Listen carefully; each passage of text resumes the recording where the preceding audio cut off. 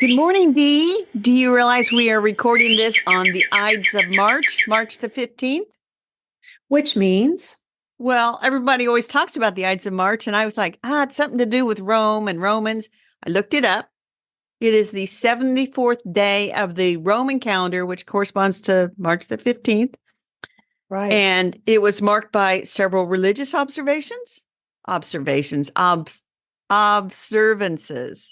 I'm not reading the right. notes very well. Anyway, and it was a deadline for settling debts in Rome. So if you have debts to settle, today's a good day to do that, I guess.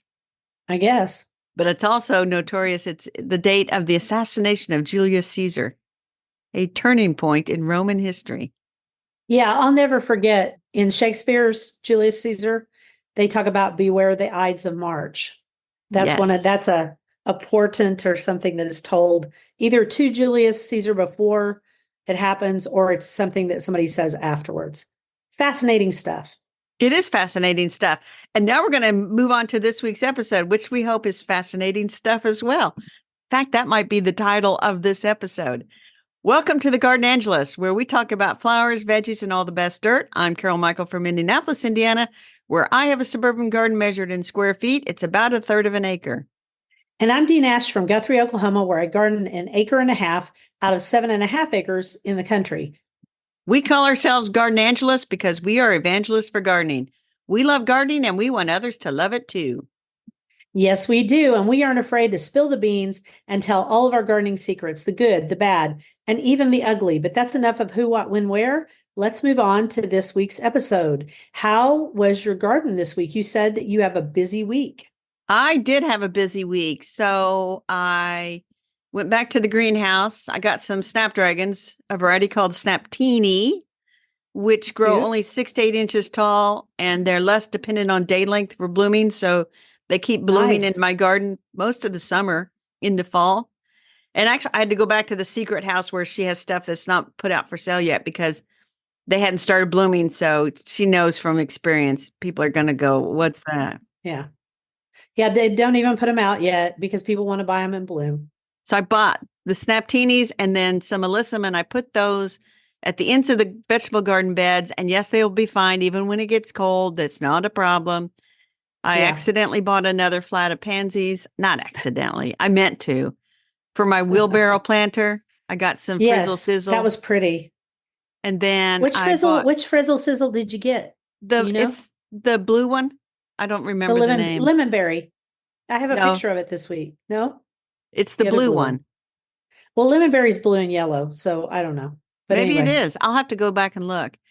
And then I bought another flat of violas. These are just some purple blotch, I think they're called. Maybe I don't remember. like my So orange man, blotch, yeah, only but they're these are purple. violas. Oh yeah, mine are pansies, but they're cousins anyway. But keep going. But anyway, Wednesday was a beautiful day, and I got those planted at the ends of the vegetable garden beds and in the planters. My new patio table and chairs arrived. I thought it was going to be on a pallet that they would just drop off at the curb. And the guy said, "No." He says, I'll put it up by the garage." He says, "Where do you want it? You want it in the garage?" I says, "Well, actually, I'm going to haul it to the back." And he says, "Oh, I'll help you take it to the back." So he helped me take all the boxes back there, which was very nice of him. He said, "You're my It last was. delivery. I don't care." I said, I Aw. read you only get 15 minutes. And he says, don't worry about it. So anyway, Aw. put the table together, I had to put one chair together. The other chairs all came ready to go. So that was wonderful. And then lasts forever. It's that polywood stuff. Yeah. Won't ever go bad.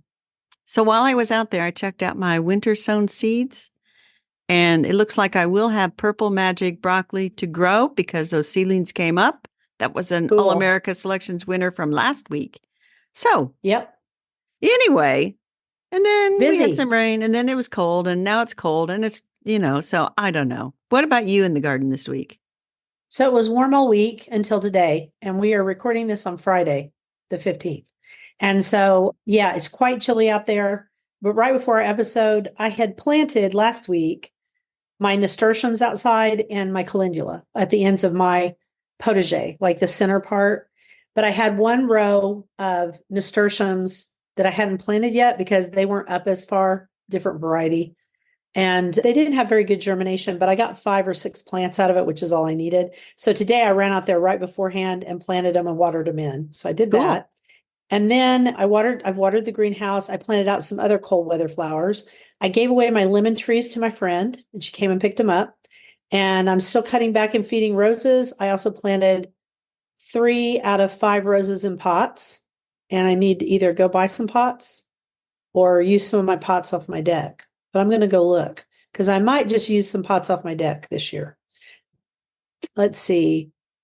I have an Instagram reel about one of the roses that I planted in a pot, a great big glazed pot. I did a little light work in the garden. I had a flare, which a flare is like when your body gets all upset with histamines. So I only did a little light work in the garden yesterday, because we're not supposed to do too much exercise, especially when we're flushing. I have such a weird deal. Okay, and so let's see, I could never do.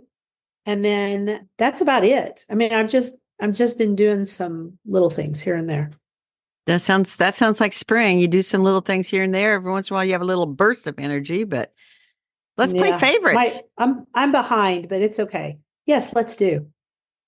So my favorite is uh, I walked around to the side of the house, the east side, and the earliest blooming violets in my garden, which I think are Viola Jooi, Jooi, were blooming like crazy over on that east side. And they usually do start blooming sometime in March, but it seems like they're maybe a few days early. But I had planted seeds of different varieties of violets years and years ago, and Right. not all of them survived, but these did. And I thought they were one thing, and now I think that they're really this other thing. And the common name is Transylvanian violet, but they're low to the ground and they have little pinkish purple flowers. I put them as the featured flower on my Garden Bloggers Bloom Day post today. So I'll put a I link so saw you can that. see that. They're beautiful. They are. How about you? Okay. In my garden right now, I bought a new bur oak tree. The bur oak is the one that produces the great big acorns, the giant Yes. ones. And I didn't look up its Latin name, but it's Quercus something. Anyway, they're native. And I ran down I want to plant it outside our bedroom window, kind of where it can really get big and spread because I lost an Austrian pine in the fire and I want to knock that down and plant it. And I actually bought it from Native Plants OKC. He had some nice big ones. I think it cost me about $100. Bill's sister Carla, who passed away from cancer in, I believe, 2020, she had a big, beautiful bur oak that was in her front yard. It was beautiful, old, venerable bur oak. And so I'm planting this tree in her memory. And that's my favorite thing. And then my second favorite thing is my frizzle sizzle lemonberry violas or pansies, whatever they are. And they're doing really well. I planted them last fall and I featured them on my story, and I'll send you a photo so you can put it in the newsletter. That sounds great. And I looked up bur oak while you were talking, and it is, Yes. I say Quercus, Oh, Quercus Quercus. Maybe it macrocarpa, is Quercus. Quercus Macro. macrocarpa, Yeah. macrocarpa. And I know I have a client who has 3 of them in her yard, which is a lot of bur oak, in my It opinion. is. Someone planted them long before she moved there, and they kind of drive her nuts with the dropping of the giant acorns. But my thought is, where I'm going to put mine, it'll be fine. You know what Yeah. I mean? It won't bother anything. Right. So, Cool. yay! I love spring when we can talk about pansies and violas without you rolling your eyes at me. I I'm trying to be better about that. All right. I'm going to do a quote talk about our flower topic. Okay, sounds good. It was one of those March days when the sun shines hot and the wind blows cold, when it is summer in the light and winter in the shade. Charles Dickens, Great Expectations. And we all know that feeling because last week there was a day where it was really cold in the shade, and then when I come out in the sun, I was sweating, and I thought this is cool. So our Yes. flower this week is rediscovering marigolds because remember last fall when I went nuts over certain marigolds that were on Carol Klein's. They were in part of her garden that she made for, I don't know if it was for Hampton Court, but one of the flower shows, and she had some. So then we found this really cool link to rediscovering marigolds. Yeah. And that link is to John John Sheeper's Sheepers. Kitchen Garden Seeds. Yes. And they They have very beautiful pictures and everything. And so I will say that marigolds are memorable to most gardeners from a young age. Yes, because they're Partly, one of the first things people plant. and they have a very distinctive scent. Yes, And here's the thing, when I was in the 70s, I remember when Burpee had that contest to get the first white marigold. And I do too. I looked it up. 1975, a woman named Alice Vonk in Iowa won the $10,000 prize, which was an astronomical amount of money back in 1975. It was. But they'd been running that contest since 1954. So it took It took 21 a years long to get a time. winner. And you said that Burpee now has Snowball, which is showing out of stock. And I actually bought some when we get to our ones that we like to do. I've got one that's a pale color too. And I'll tell what it is. I don't think it's sold out. So there are four main types of marigolds. There's the African ones, Tagetes, erecta, and they get very tall and They big, do. and they They are do. beautiful. And actually, flower farmers are using these a lot in bouquets because they make that great big puffy flower and they have a different type of foliage than other marigolds and they grow straight up and real tall. So they're cool. I like them a lot. And then you want to do the next one? The French, The French. Tagetes petula. And I always Mm-hmm. think about a petulant child. But anyway, these are not petulant. They're low growing. I love them. They are my second favorite. I think because Mine they are too. low growing and they just a mound of either unusual different types of flowers. A lot of them Yeah, are don't have as many petals as some of those African Tagetes erecta do, but I like the French. I do too. I think they're cute and I'm going to grow two of them this year. And then there are the signet ones, which are however we pronounce this word, Tagetes.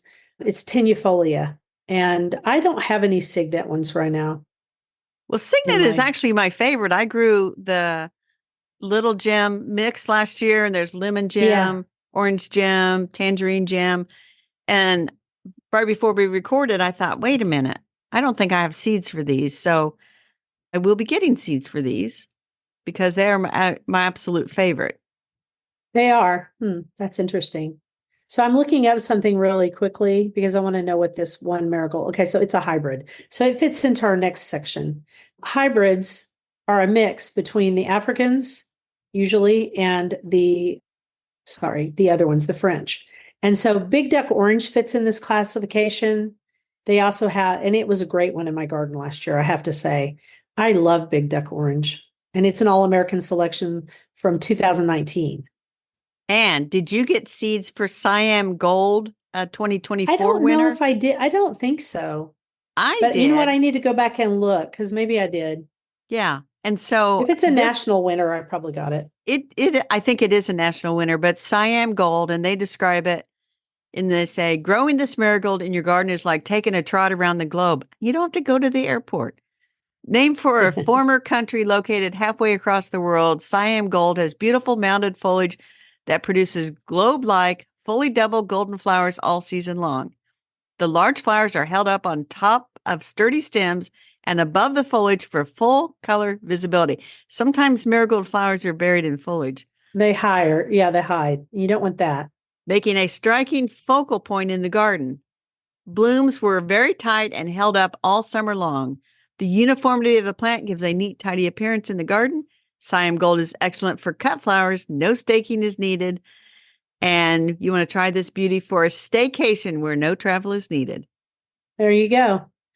Okay, so I'm going to go back and look at my seed keepers to see if I've got Siam Gold because I do want to start it if I do. Oh, you should, Um, because I looked on the website and yeah, on availability, it says who knows when? check back later, kind of like that. Yeah. Yeah, they can be, Coming I just am soon. running out of places to put things, but we'll figure it out. I'm looking to see if I have any other, if I brought it out of here. No, I did not. So, oh, and I forgot to mention I sowed a bunch of seeds last week because I'm trying to sow all my seeds. Okay, so what are your favorites So I of the said groups? before the Signet one, and I think I've grown it in past years, but last year I grew it and it's just kind of like, you know what? I looked over one day and I saw this plant just covered with these beautiful yellowish orange flowers. And I thought, Signet, you are my new favorite marigold. I've grown lemon gem. You had lemon gem listed as one of your favorite signets. I've grown it, and I think I've grown orange gem. And lemon gem, it is beautiful and it makes very large flowers. And then they have kind of a little greenish center, and they're just as pretty as they can be. That's a pretty yellow.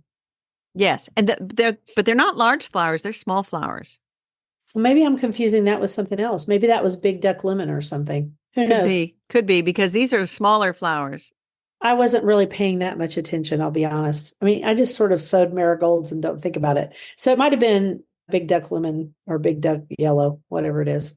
Okay, so you like lemon gem, orange gem, tangerine gem. Yeah. I'll find a seed packet of probably mixed and sow that. And I think last year I sowed them directly in the garden and just between over rambunctious weeding and other things. I didn't get great germination.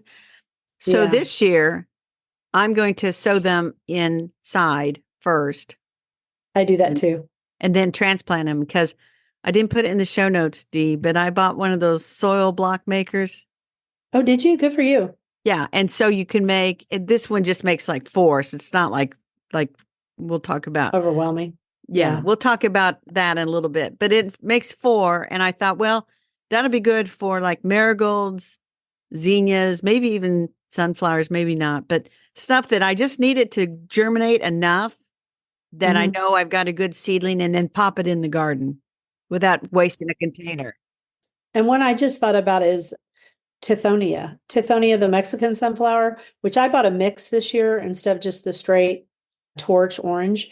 And I started those inside because they just need a little bit of help before I put them outside. You can direct sow them, but they take a while. And if you direct sow them too early, I find that my beautiful family of crows like to eat them, bless their hearts. Yeah. So anyway, I'm going to do that with some of these marigolds and also not all the zinnias, but some of the very specific zinnias that I want to maybe put in the front. So what are your Yeah, favorite? most zinnias I do direct outside, but every once in a while I start a few Yeah. inside. Okay, so my one of my all-time favorites is Phyllis from Botanical Interests. It's an African marigold, but this year I'm going to grow Queen Sophia, which is a French and an AAS winner, Court Jester, which is French, and Moonlight, which is African. And Court Jester and Queen Sophia are because of the thing I told you earlier. And then Moonlight is because of Ladybug, my friend Jennifer, because she had such tall, beautiful, just so beautiful in her flower farm. And I thought, I need to do that one. So it's a really, really light yellow, almost white. And so the other thing we talked about, what we were going to talk about is how they're pretty easy to grow from seed, but if you direct sow them, it takes them a long time. Right. Like Tithonia, like several things. So starting them inside works better, honestly. And then I was going to say, in my climate, I don't know about your climate, but in my climate, they get spider mites sometimes. And the best way to handle this is with a strong water spray from a hose and in sprayer, and you want to get beneath the leaves because the spider mites, that's where they like to hang out, and they suck the leaves of the plants, and you can see it because you'll have little white splotches. And if left unchecked, they'll kill your plant. So it's a very simple thing to get in there. They don't like wet. Spider mites like it hot and dry, and they kind of fly in, or I don't know, crawl in and become a problem. And then if you really rinse them off good for a week, they go away or drown or something. I don't know. And then I don't have trouble with them later in the year. But if they get hold, if they take hold, oh my goodness, it's Yes. over. So I've seen them take hold, and this was decades ago. And it almost looked like somebody had put saran wrap over the flowers, which was their webbing, and it was Yes, they have disgusting. webbing too. So Ugh, we do get them yeah, here. that's We gross. do get them here. But yeah, Yeah, we do too.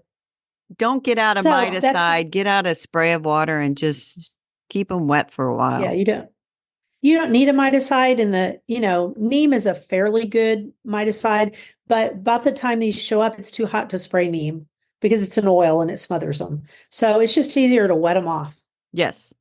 by spider mites. Is that all you want to say about marigolds? That is all I want to say about marigolds. I want you to do the next quote. Okay.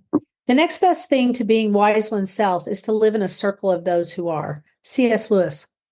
Vegetables. We decided to talk about a book we got, which is a good book, a really good book. Yes. And it's called Simplify Vegetable Gardening, All the Botanical Know-How You Need to Know, More Food and Healthier Edible Plants, Veggie Gardening with a Side of Science by Tony O'Neill. And it was from Quartro, Cool Springs. And it's really good. He goes more And in depth I think it than most yes. do. And so from the description, it says if you are an intermediate or advanced gardener, I would say we're intermediate or advanced, looking to level up your growing skills. Simplify Vegetable Gardening is the ideal reference for meeting your goal. Your garden will flourish with the help of Tony's growing prowess and eye-opening approach to enhancing plant health and yields that relies on a clear understanding of the interconnectedness of Earth's many systems and how they each affect plant growth. And I was going to say that Tony O'Neill, he's on YouTube's Simplify Gardening. So you can also look at his YouTube videos, and he's written this as kind of a companion book to those videos. And I will keep this one. I will not be giving it away because if I need to look something up, I really like his section on the atmosphere and the biosphere and the pedosphere and the hydrosphere and the list of, he's a scientist and he's also a firefighter. Yeah. I was going to say he's a full-time firefighter. He's in the United Kingdom, but his information is universal. It's not just confined to the UK. Which I'm really excited about. Yeah. And one of the things about the book too is he actually features like 81 different vegetables and stuff. And he's kind of got them grouped by family. So, and that's one of the things that you quickly learn about gardening is when you understand what family a vegetable in, something lives in, it kind of tells you how to grow it a little bit because, you think about like peppers and tomatoes are in the same plant family and they need very much the same conditions to grow. Right.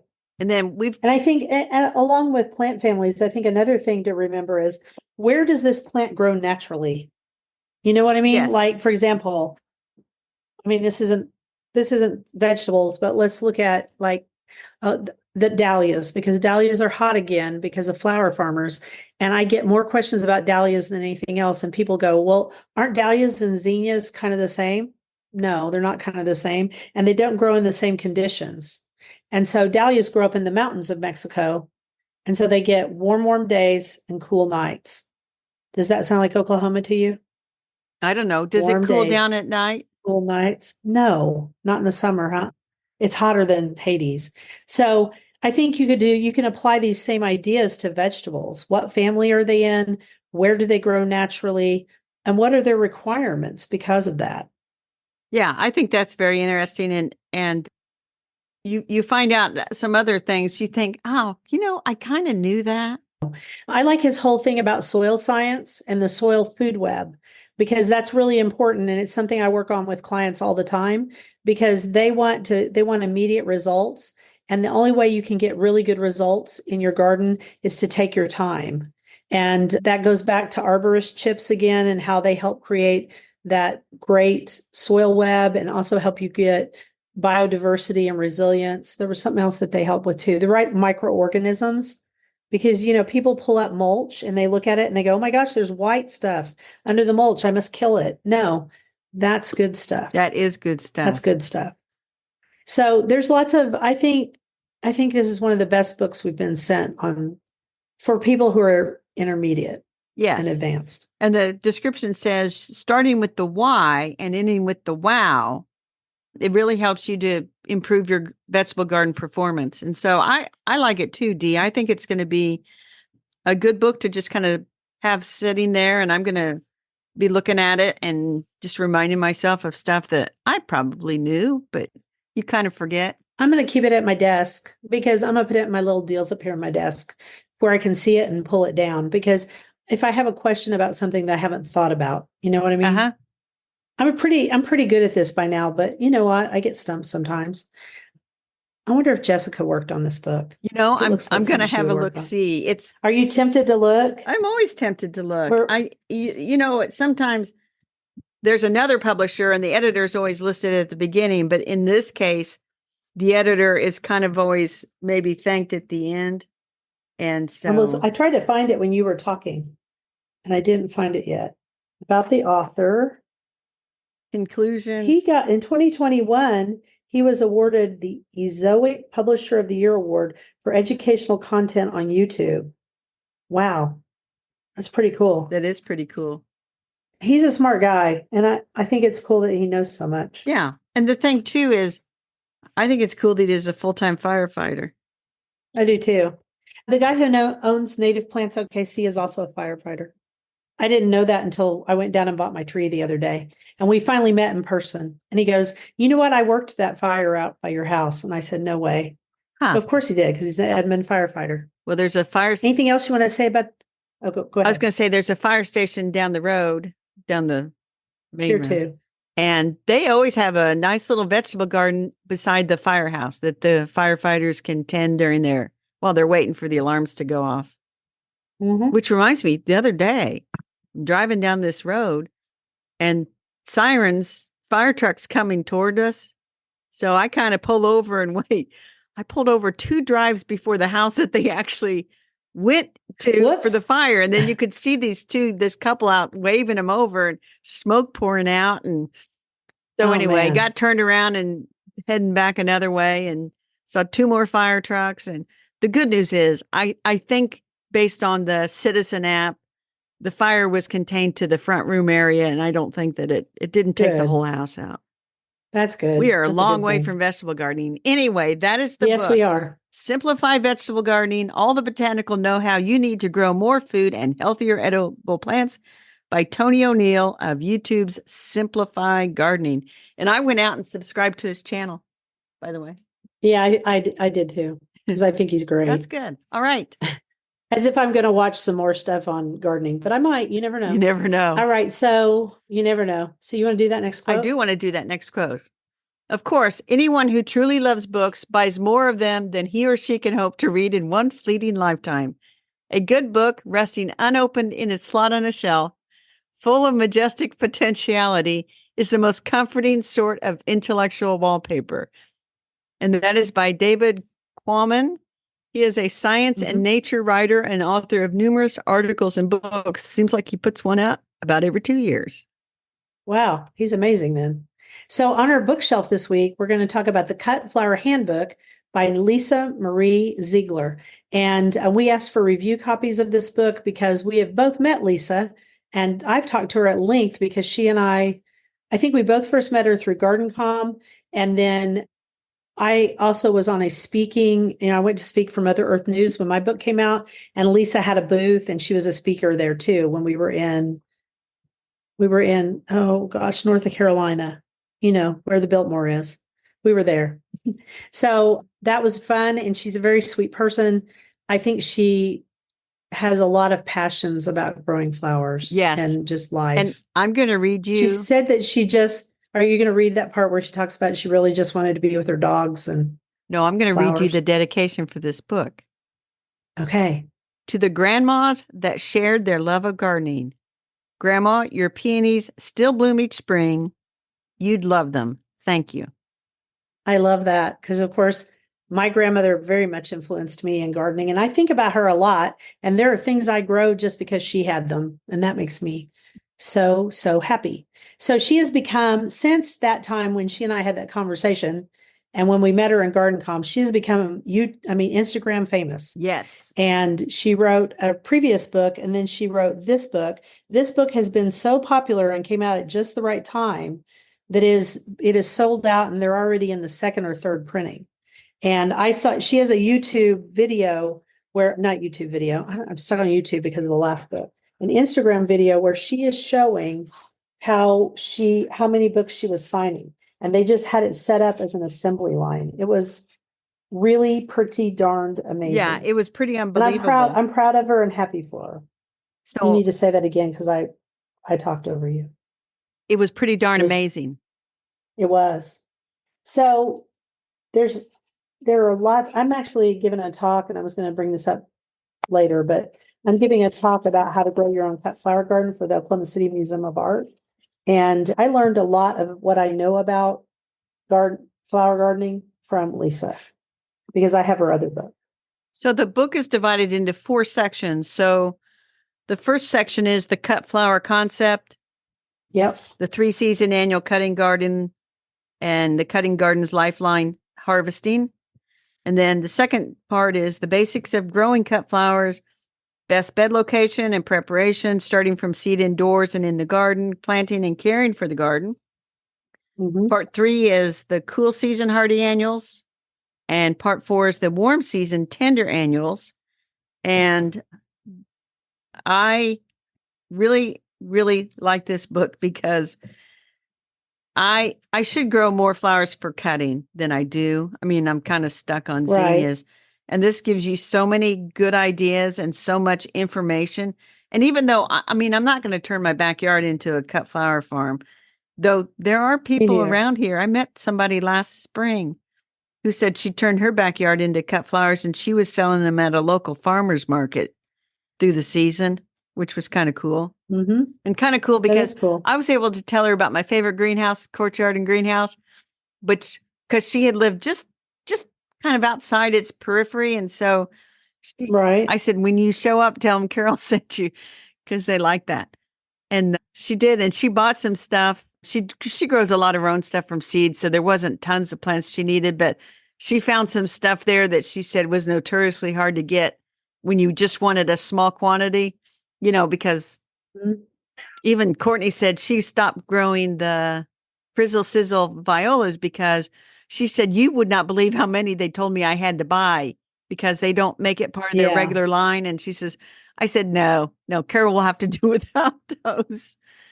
I saw the frizzle sizzle pansies. But anyway, You know, they also are very slow to germinate and do what you want them to do. So I tend to buy mine from under the sun.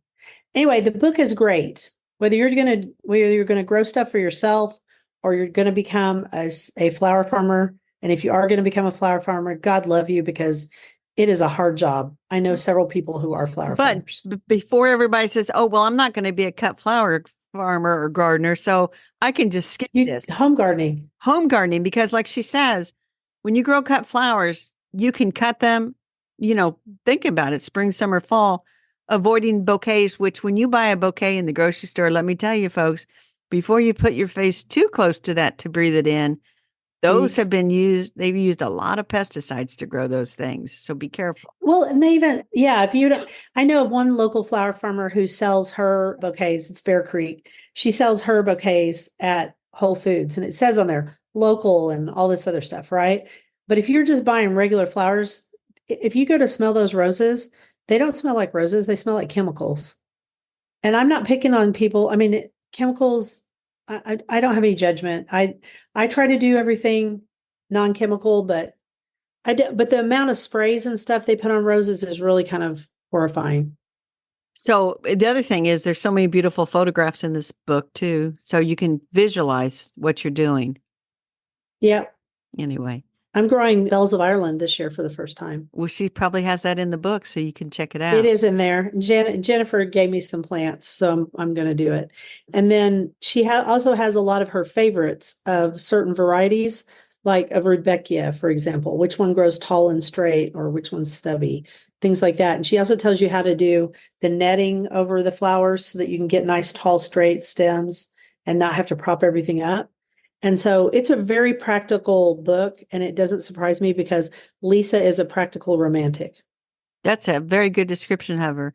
So we should mention that this book just came out and it is already out of print, but more coming, more coming. So, Yeah. you can, I don't know if you can pre-order a second printing, but we should mention that the other book she wrote with Cool Springs Press was Vegetables Love Flowers, Companion Planting for Beauty and Bounty. That was 2018. And you mentioned Yep. her dog. Yep. She's got a book, and I believe this one was self-published.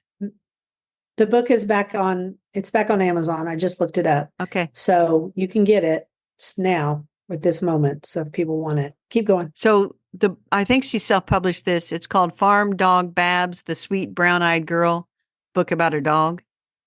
Oh, And then there are a couple of others yeah. from before then, but So this is not her first book by any stretch. Not her first rodeo. But I think it's going to be one of the most popular books because, like you said, this is the perfect time because growing your own cut flowers is big, big, big. And thanks to social media and Instagram and showing people that how it can be done, this is the book to get. Yeah, that's been one of the best things that's ever happened. And it's really fun to follow her on Instagram because she gives very good practical tips in her beautiful Southern accent. Oh, yes. She's from Virginia. Yeah. So that is the Cut Flower Handbook, Select Plant, Grow, and Harvest Gorgeous Blooms by Lisa Mason Ziegler. We want to congratulate her on a very fine book. Okay, you ready for the next quote? I am. And so the spring buds burst, and so I gaze, and so the blossoms fall, and so my day. This is by Onitsuka, and we have no idea who he or she was, and we weren't able to find anything, but we love the quote. So yeah, I love that. Yeah. It's beautiful. And our dirt, you found our dirt. So the dirt, let me see. Oh, there's an article on, I've subscribed to this newsletter from historyfacts.org, and they have a really interesting article about 5 ways that your vegetables and fruits evolved over time.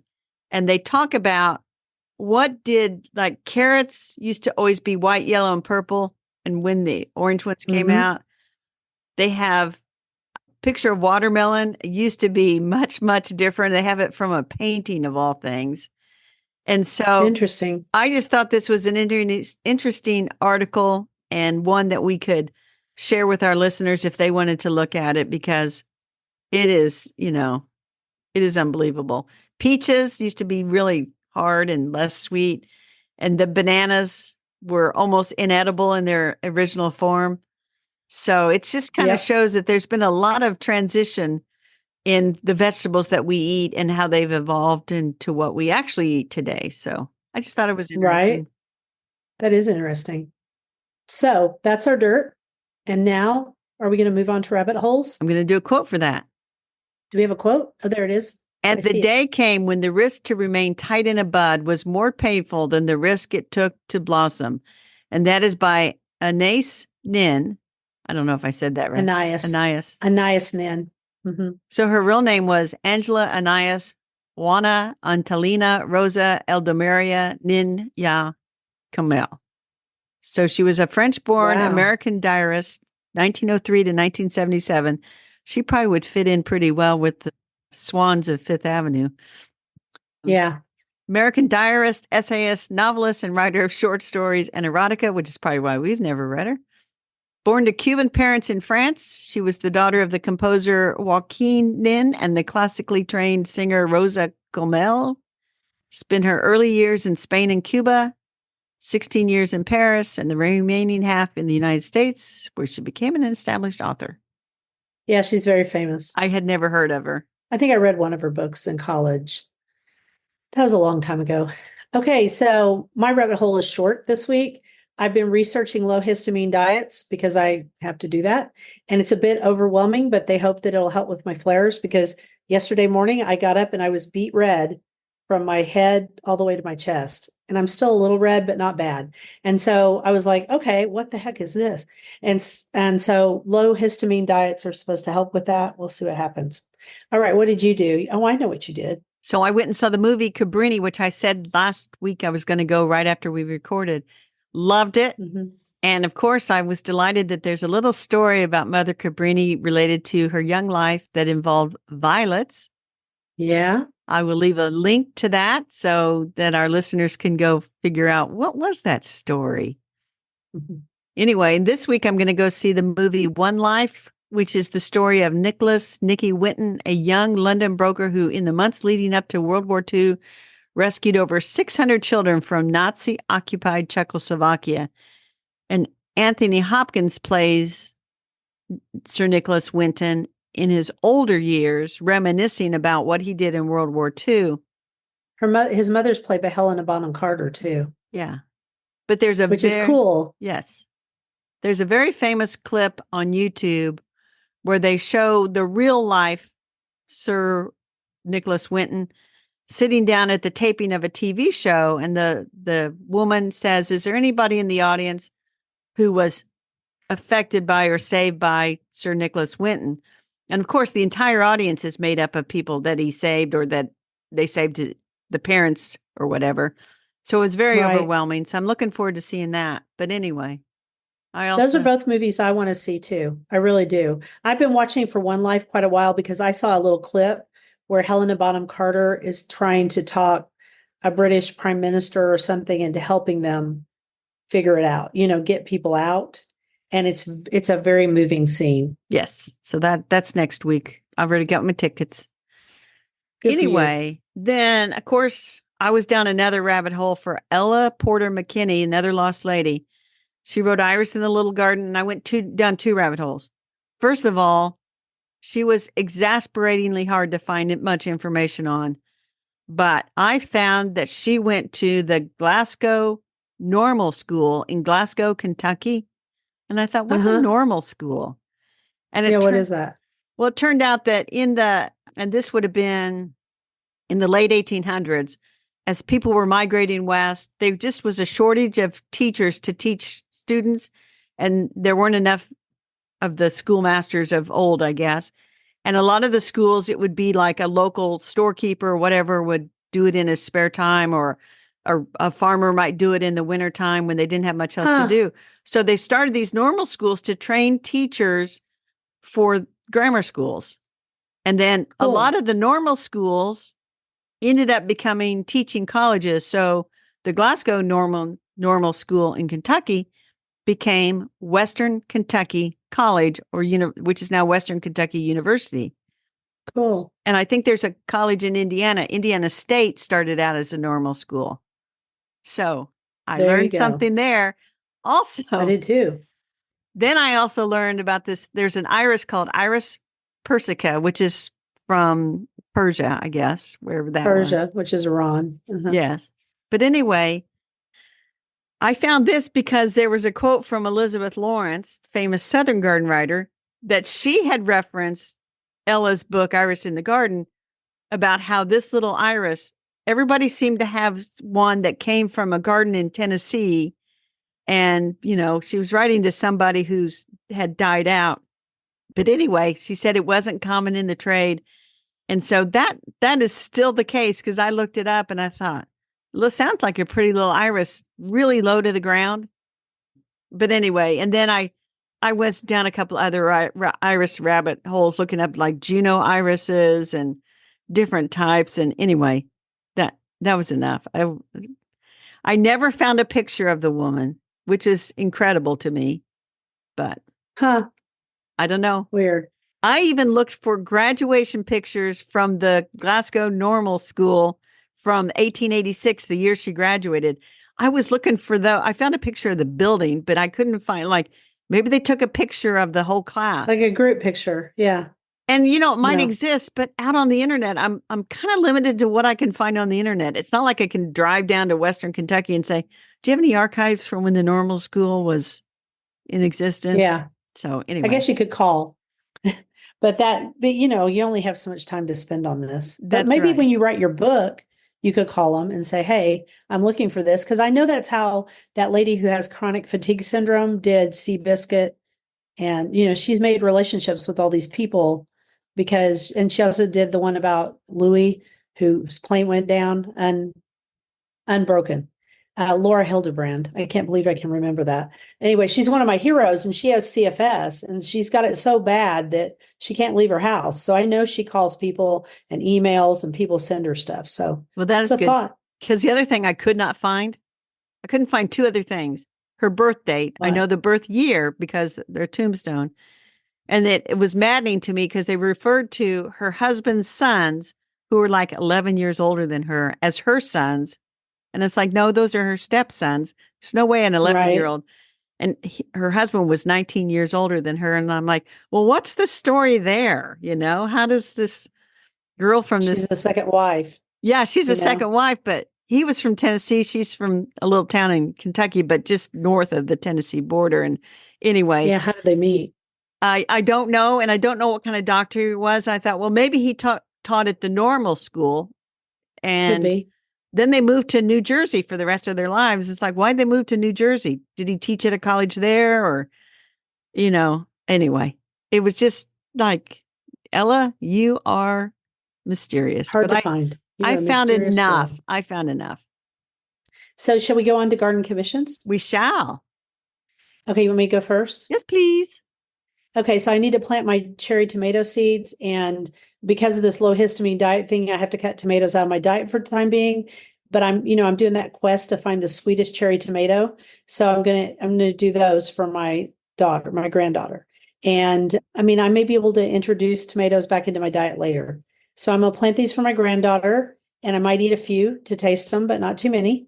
And then I won't be planting the big slicers this year because that would be really tempting for me. And then I'm going to sow my marigold seeds, my pepper seeds, which I got to check about peppers because some peppers are high histamine too. And I bought 2 Vigo garden planters to replace some of my fabric pots that got partially burned in last spring's fire. I was able to use them last summer, but now they're falling apart. And I don't have an affiliate link for Vigo because you and I looked at their affiliate agreement, remember? And we were both like, that's a lot of hoops to jump It through is. It is. to just get an affiliate link. I mean, it'd be different if they were sending me a bunch of product, maybe, but no. So I just bought 2, and you'll be happy to know I bought them in green because I thought that would be really pretty. That would be pretty. And then I brought it up earlier, but I'm speaking at the Oklahoma City MOA on April 14th at 11 a.m., which is a Sunday. Not my favorite day, but I'll go to 7:30 mass in the morning and then head over there and speak. So I'm just telling people ahead of time in case they want to get tickets to the deal. Cool deal. How about you? So the weather is cooling down a bit after some probably record warm days. But Sunday, March 17th, traditional day to sow peas, and the soil is definitely warm enough. So I'm going to sow peas. That's the day I'm also going to the flower and patio show. Probably later in the week, I'll sow some of the seeds outside for the spring greens, lettuces, spinach, radishes, that type of thing. And then I'm going to start peppers indoors because they take a little bit longer than tomatoes. And I feel like I said that last week that I was going to do it this weekend, but now it's, so I'm definitely going to do it. I also need to pull stuff out from under the tarp on the patio and start setting it up for Easter. And then we wanted to mention that we are both members of GardenCom. Yep. And it is a great organization for anybody that writes, speaks, YouTubes, Instagrams, does anything related to communicating about gardening. And so on Thursday, the 21st, I'm doing a webinar on Introduction to Writing on Substack, and it's free to GardenCom members. So if any of our listeners are doing that kind of thing and they're like, well, could GardenCom be for me? Let us tell you that when we both started out, we did like hardly any garden communicating, but we had blogs, we were interested. And a lot of the connections we made in GardenCom is why we are here today. So think about joining. All the people we say are our friends are all from GardenCom. Yes. Almost. Yes. Some bloggers too. So that's pretty cool. But if you join, you can, and this episode, the newsletter will be out on Tuesday, episode on Wednesday. But if you join by Thursday, then you can participate in the free webinar that I'm doing Thursday at 7 p.m. Eastern. I'm actually 7 p.m. I wish those weren't always at dinner time, but so it's when you guys have to do it because you're in EST. That's right. Instead of Central Standard Time. Okay, and then you have your eclipse update. Thanks for bringing that up, Dee. I thought maybe you should try to slip over that one. So no, I didn't. I found an extremely long range forecast. I mean, this was last week. Forecasting sunshine in Indianapolis on April the 8th.